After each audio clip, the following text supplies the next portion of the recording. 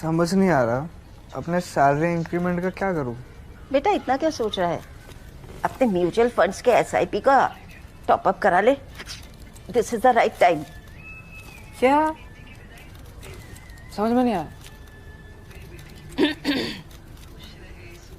बेटा इतना क्या सोच रहा है, अपने म्यूचुअल फंड्स का एसआईपी टॉप अप करा ले। This is the right time. आप समझा।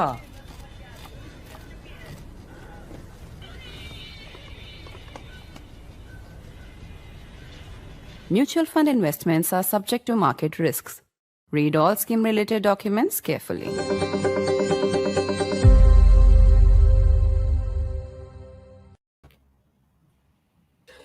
"13 people have now been killed in the Delhi car blast and 26 others have been injured.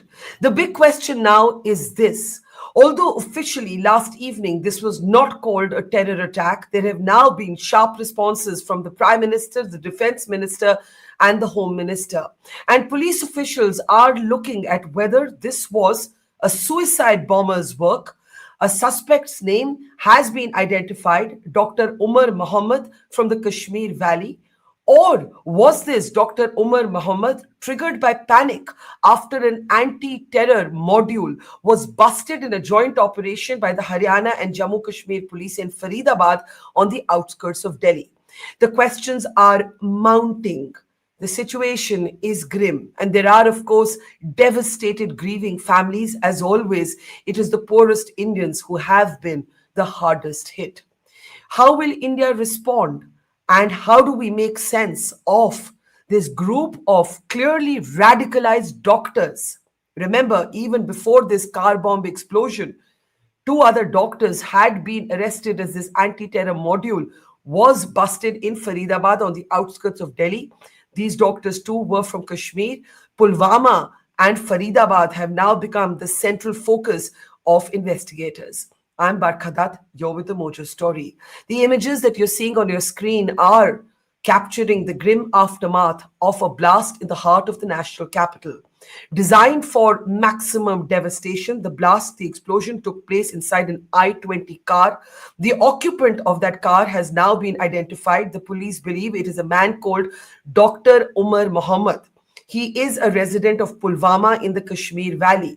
Remember that he is among a group of doctors who has now been arrested. Umar Mohammad, of course, was among those who was killed in the car explosion, and police investigators are now looking at whether this was a result of a suicide bomber's mission, or whether Umar Mohammad was possibly triggered by panic, was trying to get away, lost his nerve after the police held a very public press conference saying that they had in fact busted an anti-terror module which was targeting or had planned to target Delhi. We should also remind our viewers that hundreds of kilos of ammonium nitrate bomb-making explosions was caught in this busting of this terror module, according to the police. So there is every reason to link and join the dots between the busting of that anti-terror module and what happened in the Red Fort area right next to the Lal Killa metro station. There are many, many questions. Have we seen a suicide bomber basically take his own life and kill 13 others in this car explosion?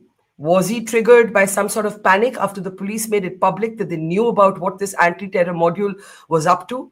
And of course, how might India handle this? What might India do next? Let me introduce our very distinguished panel of experts. We really have the 3 top men in this space to look at and decode the Delhi blast. General Atta Hasnain is with us, military veteran, former general officer commanding of the Kashmir Valley. Kashmir is back in the news, unfortunately for the wrong reasons. Pulwama is back in the headlines, unfortunately for the wrong reasons. I'm also joined by former police commissioner of Delhi, Neeraj Kumar. It's a great pleasure to have you with us, sir. And I know that you, in your time, have battled gangs, underworld, and terrorism. So I'd be very interested to hear your perspective. And also joining me is Yashwardhan Azad, who, of course, has also been a veteran IPS officer, but has also been in the Intelligence Bureau. And I think the big question that is being asked in circles is this, that actually was a much greater tragedy possible tragedy averted. This could have been much worse than what it is right now, which doesn't mean that every single life lost is not one that we should grieve and find unacceptable. But those are some of the questions that we will be asking today. I want to start by playing out for all of you and our audience the exact moment that was caught on camera when this explosion takes place. And when I was looking at this in the morning, and I'd be really interested in your perspective, having done a lot of conflict reporting in my life, this did not look like a routine car bomb with homemade explosives. The force of the explosion, when you see it on camera, it almost has the force of a projectile. Take a look, and I'd love to talk more about it.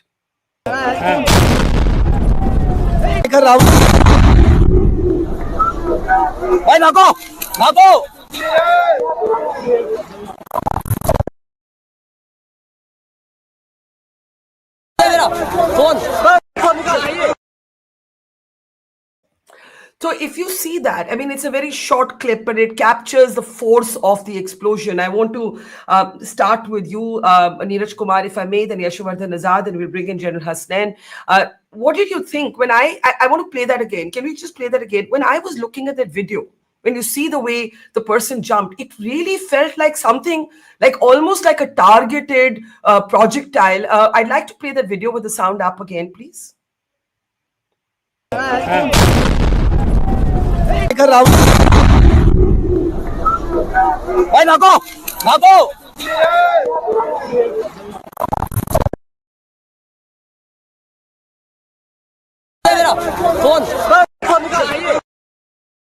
So Neeraj Kumar, I'll start with you. What does that say to you, this particular video?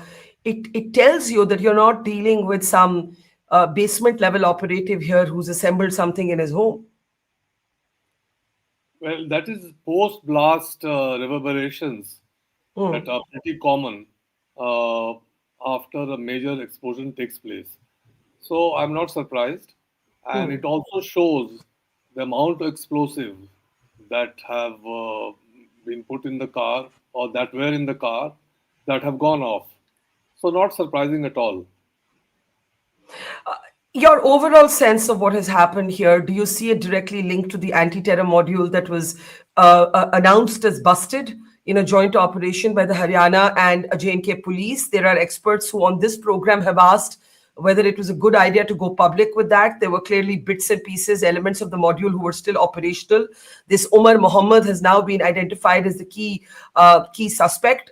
He is either a suicide bomber or a man who got panicked and I was either fleeing or set this off accidentally. Some of these questions we don't know the answers to. Neeraj Kumar.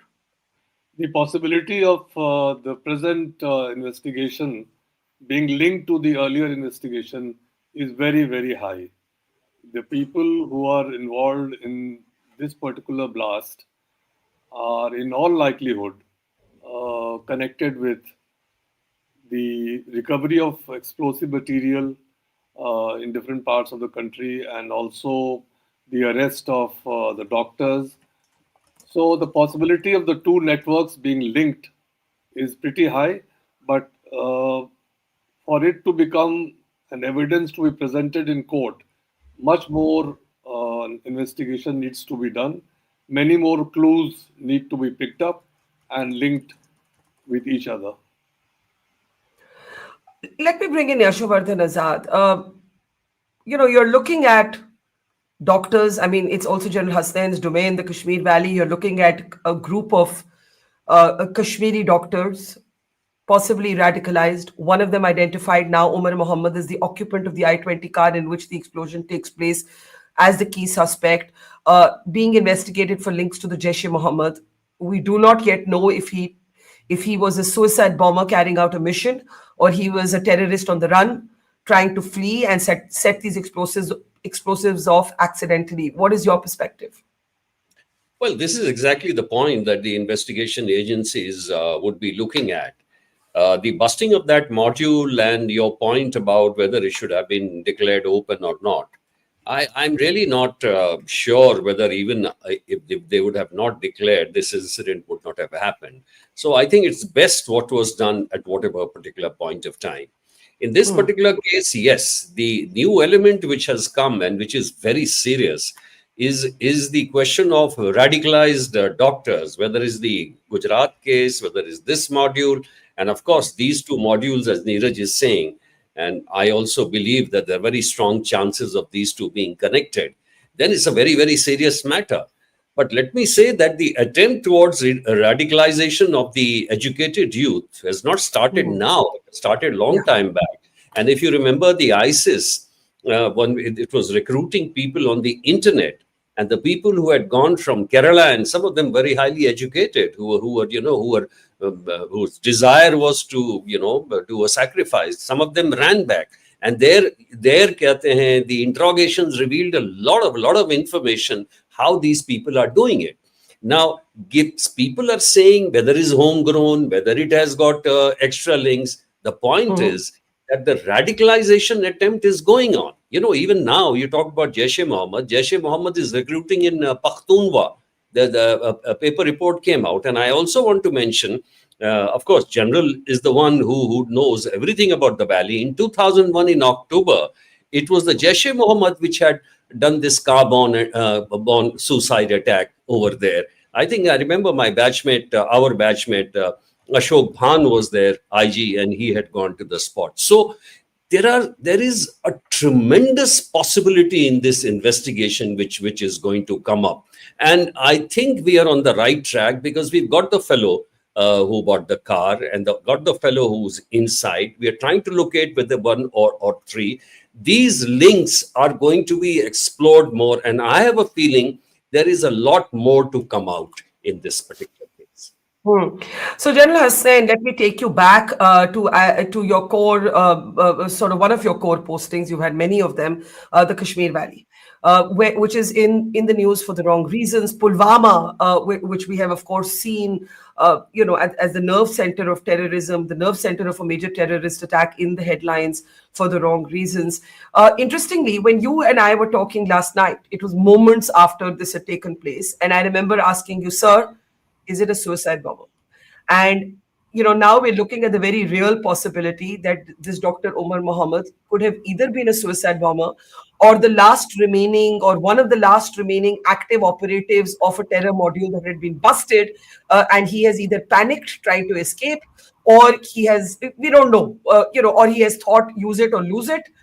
He has taken some decision, the motivation of which we are unclear of. Do you now believe, given everything we know, that we are looking at a possible suicide bomb attack? Thank you, Barkha, first of all, for inviting me for your program. Yeah, my mind goes back, as I said yesterday also, the history of suicide bombings. A lot of difference between suicide attacks and suicide bombings, right? Yesterday also I explained that. Suicide attacks are usually by fidayeen elements who want to break into camps and buildings, etc., and do a die kind of a thing, take people with them, but they don't normally blow themselves up. Bombers are rare, much more rare. We just had 4 or 5 incidents of such bombings in the valley per se. I think nothing south of the Pir Panjal, everything has been there itself. Delhi itself has not seen much of this in the past. So suicide bombing as such in India has been a rarity. Pakistan has had a hell of a lot of it. Of course, it's happened in Khyber Pakhtunkhwa, it's happened in Afghanistan. Iraq is the core center of all this which has happened. But India per se has not had much of it. So Pulwama, yes, I would say is one of the, the focal points of radicalization. Shupia, Pulwama, Tral, this is the broad belt of probably the most rabid kind of a radicalized elements who exist there. You cannot rule out the possibility that, yes, an odd person has been motivated to carry out a suicide bombing attack. If you remember, the bombing which took place at the Badami Bagh gate way back was done by a young boy who was motivated. He had come in from the UK. He was a student there. He was motivated here, and he carried out this attack in a Maruti car at that particular time. So who is motivated? Who is radicalized to do an act? You can never kind of ascertain it very easily. It's a rarity, and therefore you cannot rule it out. In this particular case, I was just discussing with Yashovardhan Saab also, just before while we were preparing for our program, and Yeah. we were of the coming to the conclusion that, first of all, if there were more than one person in this vehicle, uh, there is no certainty yet whether it was one, two, or three. Having more than one person in a vehicle to do a suicide attack is a rarity. It will not happen because they would rather go and do two attacks somewhere else, right? And have a multiplied kind of an effect. This, to my mind, it seems to be some kind of an accidental detonation after a panic attack in which they were forced to try and relocate some of the explosives. Once the explosives had been discovered, once the transparent declaration had come about from the police authorities that such a thing is there and a module is being busted, has been busted, there must have been a panic attack, and probably they decided to relocate some of this. Now, you don't relocate with detonators fixed inside your IEDs. You just carry your explosive around. An explosive by itself, without any other explosives connected with them, are actually just nothing but amorphous powder. Why do you believe that it's more likely to have been an accidental detonation triggered by Why panic? I'm saying is that somewhere, you see, the very fact that I'm saying, if it is more than one person, if it is one person, if there were two people or three people in this car, then obviously it doesn't seem to be a deliberate act. It is probably an attempt to try and relocate, or an attempt to do multiple attacks at different places, right? That's the kind of conjecture one can make. But the possibility of three people or two people being in a car and carrying out a suicide bombing, I've never heard of a thing like this, and it doesn't stand to any rationale. Do you, Neeraj Kumar and Yashwardhan Azad, want to react to what General Hasnain has said, that he believes that it is more likely to be an accidental detonation? That doesn't mean that the man in the car was not a terrorist. He wasn't part of the same anti-terror module, but that possibly the police going public, Neeraj Kumar, with the fact that they had busted this plan, now set this particular Dr. Umar Mohammad, named as the occupant of the I-20 car, set him off into some sort of panic. That's what General Hasnain thinks. What do you think, Neeraj Kumar? Barkha, the point is that we do not know the finer details of the incident yet. Yes. For instance, we don't know whether a detonator has been found at the spot.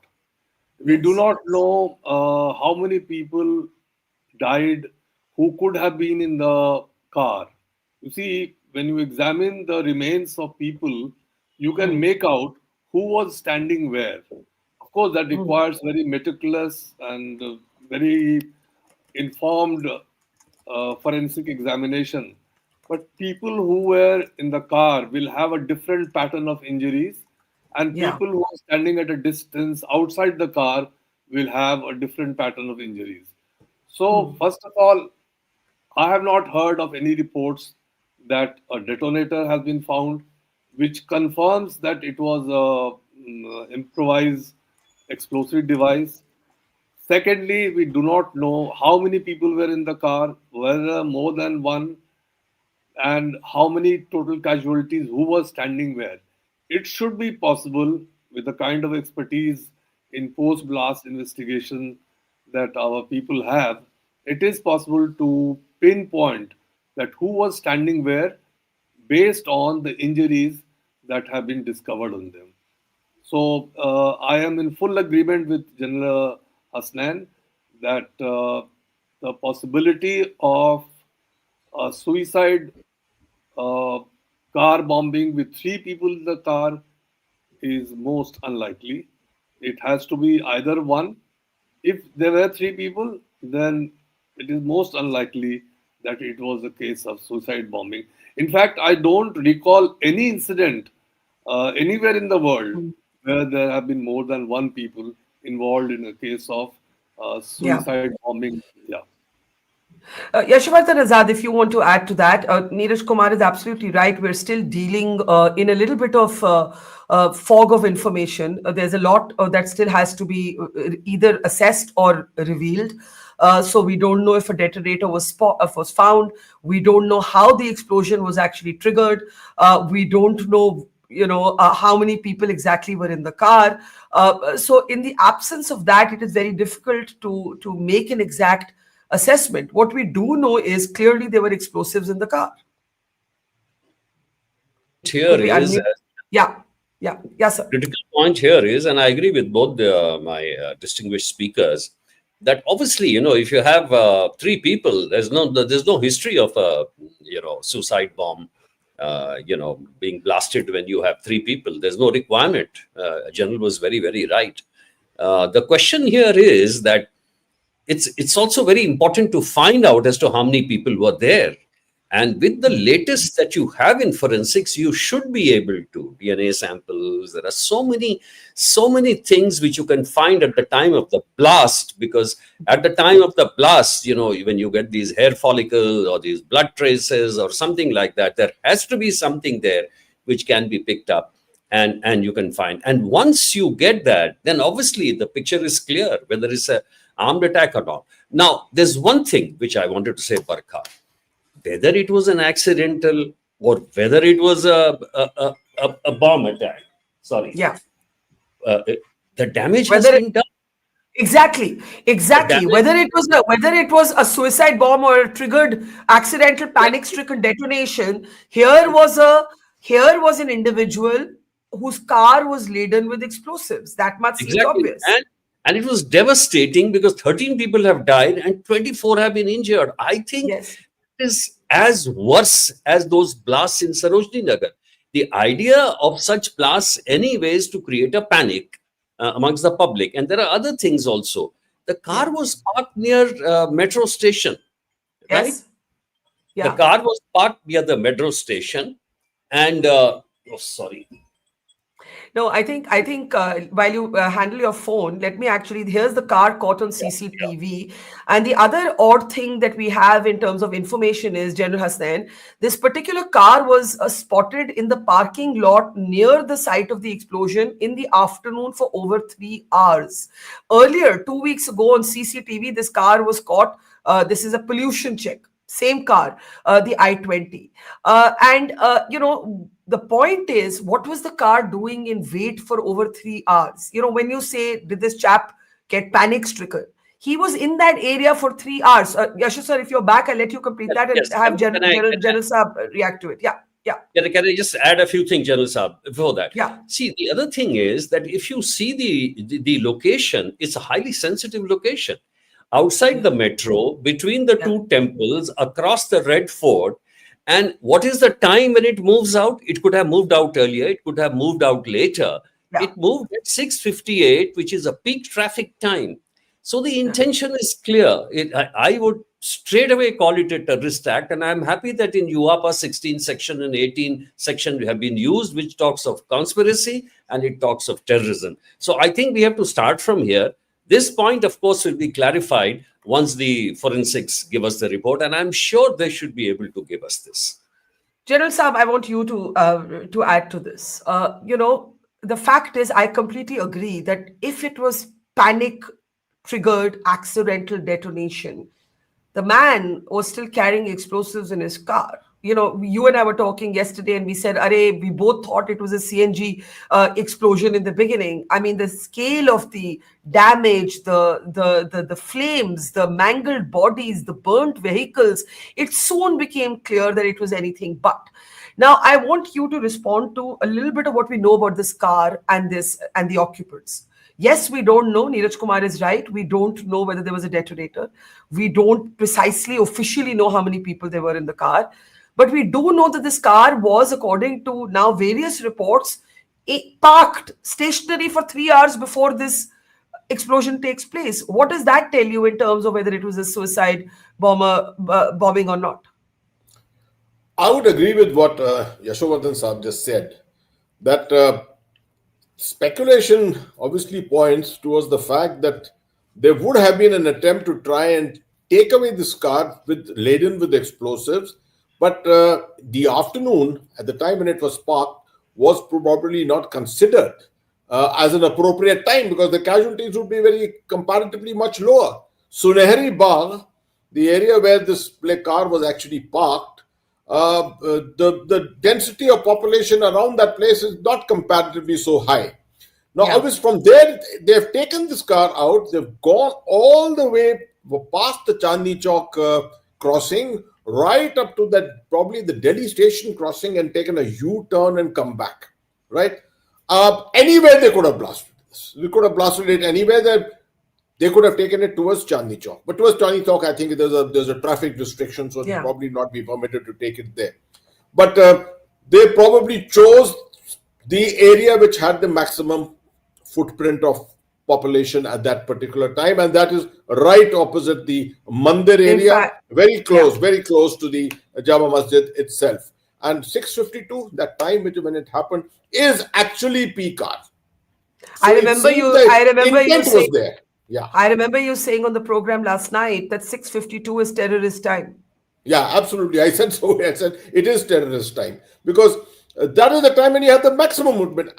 My speculation would have told me that if they were heading along this road, even more crowded area at this particular time would be the India Gate Circle or somewhere around Delhi Gate. This is the area just after Daryaganj before Asif Ali Road. That area again has a teeming population, lots and lots of traffic on a circle in an area like that area of the famous Golcha cinema and places like that. These are the kind of areas it could have happened. They could have had almost a greater impact than what has probably happened here. But you can't legislate this, what a terrorist is thinking at that particular time. And as I said, it is panic driven. He would be wanting to do it at the earliest. That at least the psyche of a terrorist should say that he does not want to keep lingering in the possible potentiality that he could get apprehended somewhere, get interdicted somewhere. So he wants to get over it quickly. That's why perhaps he just took a U-turn, found the most crowded place and just detonated it there. That is in case it was a deliberate act and not an accidental fire. Neeraj Kumar, before I play out the Prime Minister's statement, which has been made in Bhutan, I want you to have a last thought on this debate around whether the public articulation of the anti-terror module being busted. Some people think that it was great. It prevented a much bigger tragedy, both the crackdown, the recovery of the explosives, letting people know that this was going to happen. Others are arguing that thodi der aur discreet rehte, because there were clearly some moving bits of the module that were still in play. Which side of the debate do you weigh in on?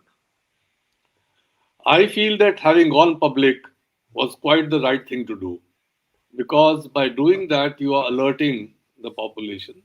And the fact that so much of explosives had been discovered or had been found, it was only natural that people should be alerted that, the likelihood of the likelihood of explosions taking place was pretty high. So I will go with the theory that the government or the police did quite the right thing by going public. Okay, the Prime Minister has reacted. General Hasnain and I were talking yesterday, and we were saying it was a very, very cautious, carefully crafted, thought-through response by both Amit Shah and Prime Minister Modi. Today, there has been a little more direct articulation. Now that more details are available, though not all details, but I'm sure the Prime Minister and the Home Minister have more details than the rest of us do. This Prime Minister was on a scheduled visit to Bhutan, but he did speak from there on how he saw what had happened. He called it a conspiracy. I want to play out the Prime Minister's statement. आज मैं यहाँ बहुत भारी मन से आया हूँ. कल शाम दिल्ली में हुई भयावह घटना ने सभी के मन को व्यथित कर दिया है.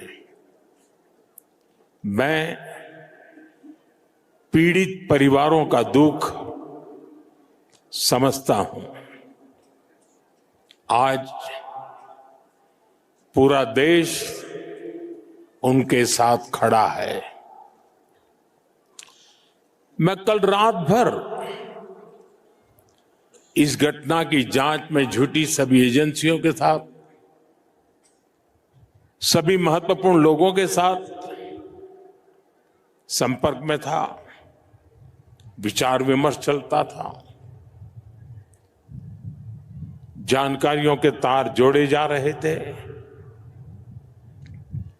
हमारी एजेंसियां इस षड्यंत्र की तह तक जाएगी। इसके पीछे के षड्यंत्रकारियों को बख्शा नहीं जाएगा। All those responsible will be brought to justice. So, translating the Hindi into English, General Hasnain, I'll start with you. Our agencies will bring those responsible for this conspiracy, Shadyantra, to justice. How do you see that statement? How do you see that statement? The government has been very, very, I don't know what the word is. It's firm, but very careful in its choice of words. See, Barkha, we discussed this to some extent here last night also. Yeah. And the word I used at that time was, it was a highly mature response. It's the kind of response you expect from statesmen. People who don't want to, point fingers immediately without looking at the evidence, without allowing the agencies enough chance and without prejudicing them completely. I think the Prime Minister and the Honorable Home Minister, both of them have chosen their words very, very carefully. And that's the way it should be. We'll probably see as we go along, and as you very correctly said, they know much more than what we will ever know. Yeah. Progressively, this revelation will take place from their statements, which automatically happens. And one can expect that to happen in the next few days. Since both my colleagues on the panel are very high-profile people from the police services, let me say that I have the greatest confidence in the police forces of India and the intelligence agencies of India. I mentioned this last night. I started my intervention last night by this, that India has been kept peaceful, stable for all these years since 2008. In 2011, we had the Delhi High Court blasts. Of course, it was something different. Yeah. But almost 14 to 15 years, we have been stable, safe because of this. An aberration in this kind of a game of terror and counter-terror, an aberration here and there will take place. We should not in any way attach a degree of failure to this. This is not failure.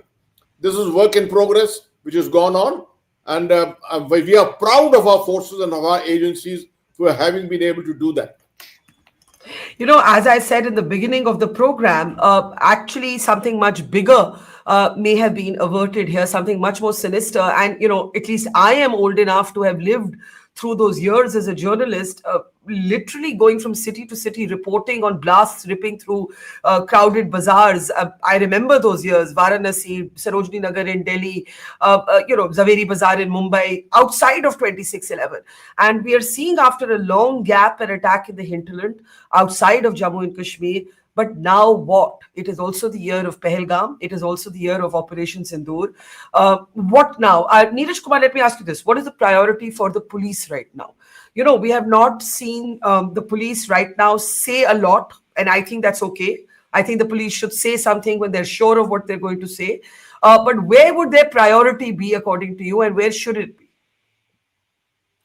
Clearly on prevention, clearly on more and more checking, on more and more alertness, and more so on intelligence gathering.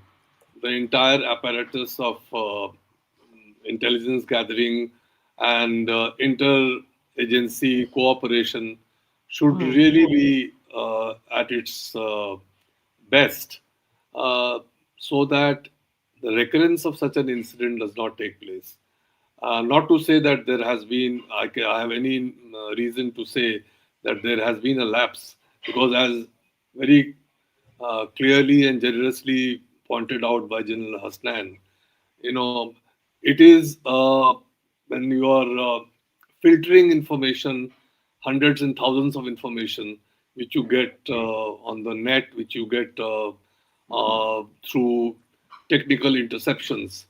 One information here or there does go through, and this kind of a mishap take place. But as he rightly pointed out, we have by and large done extremely well. Uh, I also am quite impressed with the responses that have come from the police or from the government, by yet not hastening to say that it is a case where it has originated from Pakistan or a neighboring country. That is a very foolish thing to do. We should all wait for the investigation to progress and give it enough time to start jumping to any conclusions. And more so, the conclusion that it is linked to Pakistan. Because as soon as we say that, then, various other ramifications follow, that what should be our response and this and that. So the main thrust, I would repeat, of the security forces has to be on prevention and has to be on effective intelligence collection. Since you mentioned Pakistan, I do want to bring up something that has taken place today in Pakistan. In Islamabad, if there are 12 people who have been killed, 27 injured, also in a car blast in Islamabad, in Pakistan. These are images of what has unfolded there. Yashvardhan Azad, as we look at these images, Neeraj Kumar's very interesting, or rather important point, that this time we have seen a very mature, both General Hasnain and he have used that word, mature response from the government. Perhaps lessons learned also from the aftermath of Pahalgam. Be more strategic in how you communicate, because immediately when you say something, there is a set of expectations and questions that follows global community as well as domestic opinion. However, it is the year of Operation Sindoor. We have not said Operation Sindoor has ended. We have said that every act of terror will henceforth be regarded as an act of war. I think there will be questions about how India might respond next. I don't want to get ahead of myself, but those questions will follow this. As more information comes into the public domain, those questions will follow. Mr. Azad. Let me add a few points from what my distinguished panelists have said. Definitely, I agree with the general when he says that this time it has been a more studied and mature response, not only from the government, also from the opposition. Nobody has started shouting and started abusing the government or anything. And I think that's a very, very mature response. And it shows that we should all be united against terror. Even the Home Minister, I would say, he took the lead. He went to the hospital first, then he went to the spot, then he took a meeting in the morning, then he gave a statement. These are all hands-on kind of thing. And the other thing, while you're saying that the government has not rightly blamed any group immediately, there is no group also which has taken responsibility, by the way, which means that there is a kind of a fear of reprisal, which will be very sharp and very, very swift. Now, you talked about the statement of the Honorable Prime Minister. Prime Minister said, called it a conspiracy. He went exactly from the textbook, because Section 18 of UAPA is actually a punishment for a terrorist conspiracy. So he went by the word of it, and then he said the perpetrators will be brought to justice, which is absolutely right, without giving anything, unless the investigation reveals. Now, there were reports, of course, that there have been handlers from outside Afghanistan. Yeah, maybe it was through encrypted apps, naturally encrypted apps. Maybe the money has come through cryptocurrency. So these are things which are going to be, found out in investigation. Until then, we should be absolutely quiet on this, restrained together, and get each of these perpetrators and really bring them to justice. That is how we should go about this whole operation. General Hasnain, just a last comment from you on the Prime Minister's statement before we move on to final comments. One of our regular viewers, Prasad, says, Barkha, the Prime Minister, was cautious, stoic and responsible in his comments. His English sentence in the speech was for international consumption. I wonder if there was a hint there to the world audience. again, I think both Mr. Azad and Mr. Kumar have said that, look, you talk about Pakistan when you're ready. You don't do it in a knee-jerk sort of way. How do you read the Prime Minister's comments against the backdrop of the new security doctrine, against the backdrop of Operation Sindoor, against the backdrop of Pahalgam, against the backdrop of Asim Munir's promotion, all of that? See, Barkha, when it comes to Prime Minister Modi, he is just too big a personality internationally now. The world looks at him and sees every word, hears every word which comes out of his mouth. So obviously, when the Prime Minister is fully aware of it, I'm sure. And so therefore, when he speaks very carefully. He measures his words. And I think very correctly, this observation which has been made, that the sentence he spoke in English at the end was essentially because this kind of a statement by him will be projected worldwide. And a lot of people will be at this time anticipating all kinds of things happening in the government of India. Mercifully, things are not, there is no knee-jerk reaction here at all. As I said, it is a response of statesmen that we are seeing out here. As very correctly said by Mr. Azad, you saw the Honorable Home Minister from moment one, hospital, spot himself, whole night perhaps, sitting with the agencies, morning 9:15, he was in a major conference. The kind of energy which he's exuding for a issue such as this at this time is amazing, absolutely. And that's the kind of thing that one expects from the top political leadership of the country. So I think this is a good observation which has been brought about by the gentleman who has put this down to you. Now, yesterday, in the immediate aftermath of the blast, the country saw fire, charred vehicles, and bodies so mangled that they actually couldn't be shown on your screen. A few hours later is the emotional devastation that follows these kind of attacks. And yet again, this has hit the poor of India the hardest, right? This was a crowded bazaar where there are many. All of you have spoken about how it was a sensitive location, but this was a crowded bazaar where there are many e-rickshaw walas. All of us who have been to Red Fort and Chandni Chowk, we have seen these e-rickshaw sort of vendors who take people through these narrow gullies there. We bring you the human dimension. We are talking geopolitics, we're talking strategy, we're talking counterterrorism. But in the end, it is about death and loss and grieving families.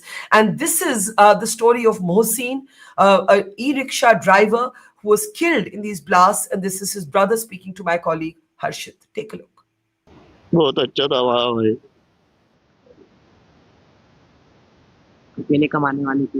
हाँ अकेले कमाने वाला बेचारा काम भी करता रहेगा था कुछ, और किसी से कोई वो नहीं था। जब से वो संभाला उनने कमाया बेचारा, बच्चों के लिए, हमारे लिए, घर वालों के लिए कमाया।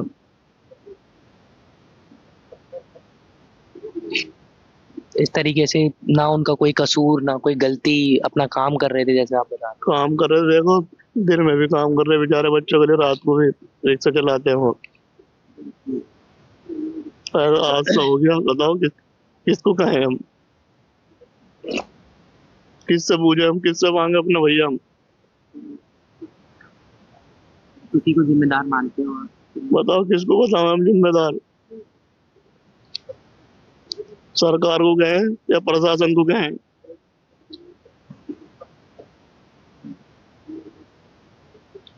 उनके बच्चे अभी स्कूल में पढ़ते हैं? स्कूल में पढ़ते हैं उनके बच्चे, छोटे छोटे बच्चे, 8 साल 10 साल के बच्चे, बहुत मासूम बच्चे। बहुत बुरा हाल हो रहा है उनके घर पे। बताता नहीं हमने उन्हें, बार बार फोन आ रहे हैं, फोन तक नहीं उठा रहे उनका। अभी आपने नहीं बताया? नहीं, अभी नहीं बताया उन्हें किसी को भी। फोन पे फोन आ रहे हैं, मैं लेकर आ रहा हूँ मोहसिन को, जब तो मेरठ से चला, मैं आ रहा हूँ, मैं लेके मेरठ से आ रहा हूँ, मैं उसे लेकर आ रहा हूँ फिर तुम्हारे पास। बताओ मैं कैसे लेकर जाऊंगा उसे? क्या कहेंगे वो मुझे?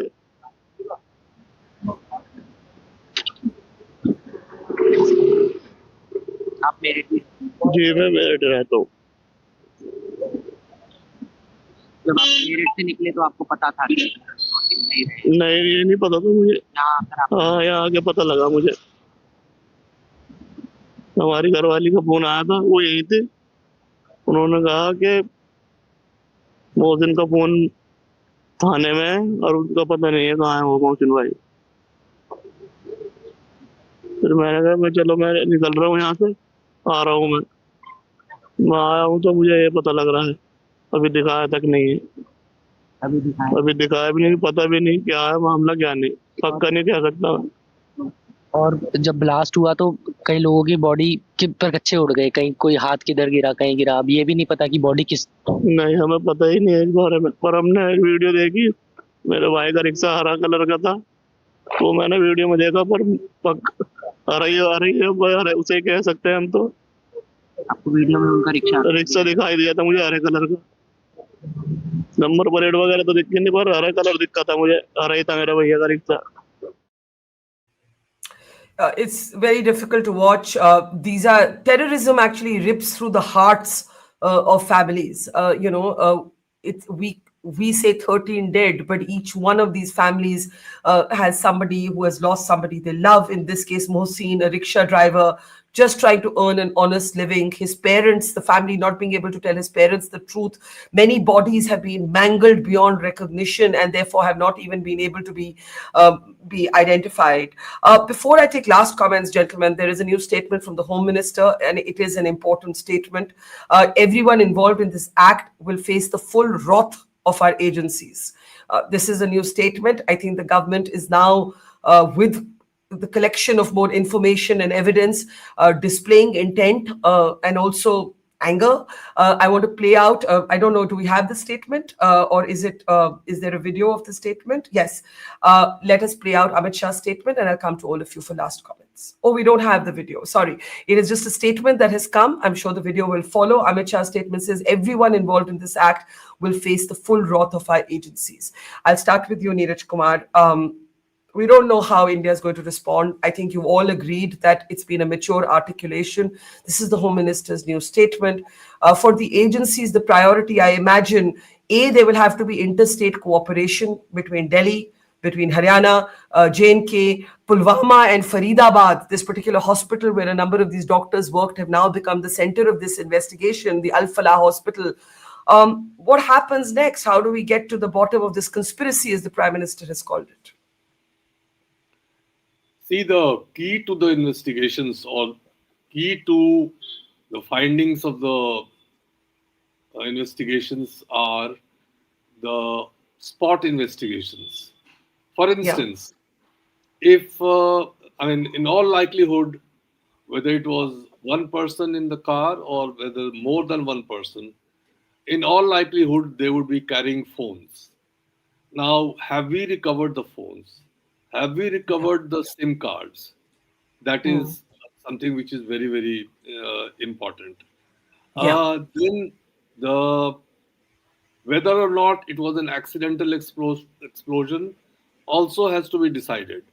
And that will only be decided if we get traces of a detonator or something else that will prove for certain that yes, it was indeed a case of deliberate explosion and not an accidental explosion, and so on and so forth. All this can be done only if the spot investigations are done very, very meticulously. The technology in this regard in post-blast investigations has gone quite advanced now, and I'm sure our agencies are fully equipped to pick up these clues and come to some definite conclusions of the backward and forward linkages of the explosion. Yeah. Yashovardhan Azad, as I was saying, there is a human tragedy to all this. There's a human cost. We saw it in Pahalgam, we're seeing it in Delhi.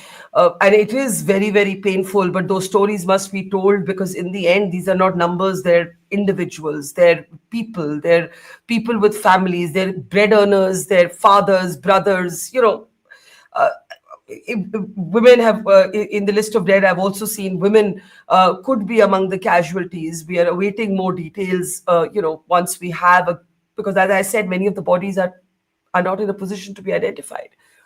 What do you see significant about Amit Shah's statement? Will face the full wrath of our agencies. Well, the Home Minister has made the right statement, and thank God it does not. It's not high pitched. It's not low. It's not under key. He said the right thing, and I wish people would make statements only of this kind. This is what I expect from a police commissioner or a home minister. But the point you talked about, the poignant aspects of this. After all, terrorism aims to achieve that creation of terror amongst common man. And that's why they do it in crowded areas. I'm of the firm conviction that our Jawans, whether from the army, whether from the police, those who fight the terrorists and die, sacrificing for the motherland, and even the victims of terrorism, innocent people who have been killed, they should get the maximum recognition from the government. Perhaps, while medals for valor and, naming airports and all that should be primarily done for these people who have died. But as far as the victims are concerned, I think government should take its solemn oath that whether it's their children, they should keep them, sustain them for life. And if they can't give money themselves, people like me would be most happy to fund and do crowdfunding. This is something that must be initiated from now on.